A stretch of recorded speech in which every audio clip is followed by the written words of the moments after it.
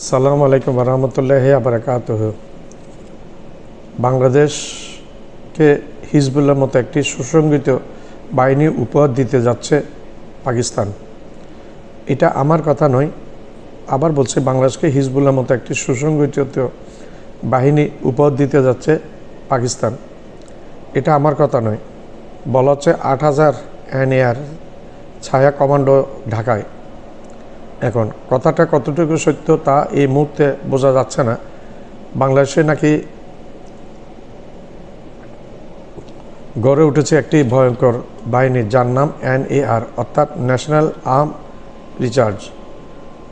নাকি ভারতে কেন্দ্রীয় সরকারকে এই ধরনের একটি মারাত্মক একটি রিপোর্ট জমা দিয়েছে।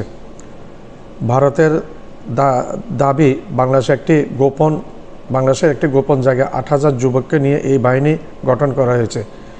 এতে ভারতের ঘুম হারাম হয়ে গেছে বলে শোনা যায়। আনন্দবাজার পত্রিকা সহ অনেক নামকরা ভারতীয় পত্রিকা এবং নিউজ মিডিয়ায় এই সমস্ত খবর প্রচারিত হয়েছে দেদার। এগুলো আমি আমার কথা বলছি না, ভারতের নিউজের কথাই বলছি। এই নিউজ থেকে শোনা যায় ভারতের দাবি এই বাহিনীতে একটি অত্যন্ত সুসংগঠিত ছায়া বাহিনী থাকবে হিসেবে কাজ করবে। এটা একটা অত্যন্ত সুসংগঠিত বাহিনী হিসেবে কাজ করবে, বাহিনী হিসেবে গড়ে উঠছে। রয়ের মতে এই বাহিনীটি তৈরি করা হয়েছে সম্পূর্ণ সামরিক বাহিনীর আদলে।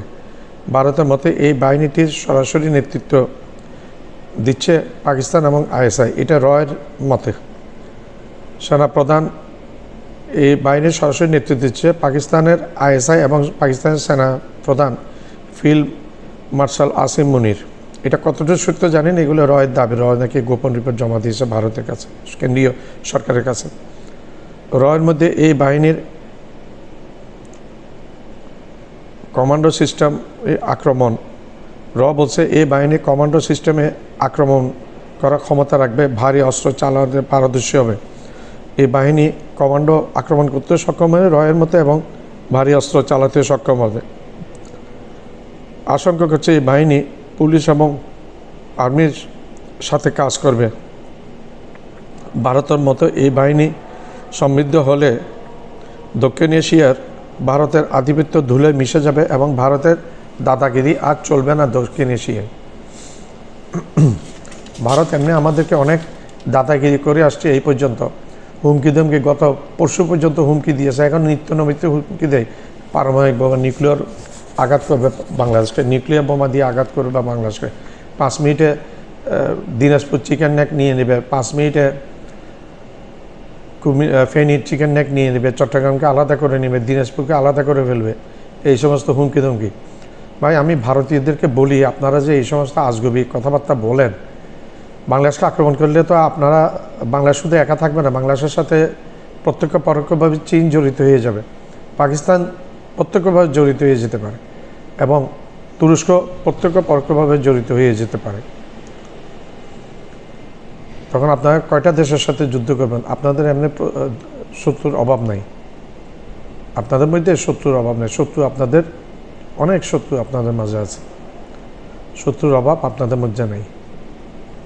প্রতিবেশী সপ্তাহে সব শত্রু, চীন শত্রু, পাকিস্তান শত্রু, বাংলাদেশকে শত্রু বানিয়েছেন আপনারা, নেপাল শত্রু, ভুটান শত্রু, মালদ্বীপ শত্রু, তারপর শ্রীলঙ্কা শত্রু, মায়ানমার শত্রু। আপনার বন্ধুটা কে ভাই? একটু বলে দেন, আপনার প্রতিবেশীর মধ্যে কে বন্ধু আছে? এত শত্রু নিয়ে আপনারা কেমনে টিকে থাকবেন? এই জন্য ভারতের ভিতর আতঙ্ক সৃষ্টি করছে।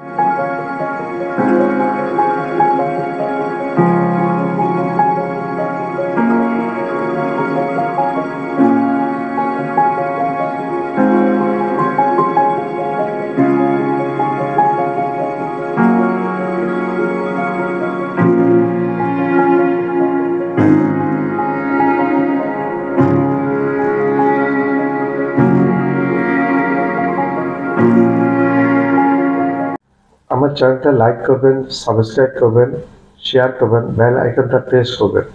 সাবস্ক্রাইব করতে ভুলবেন না।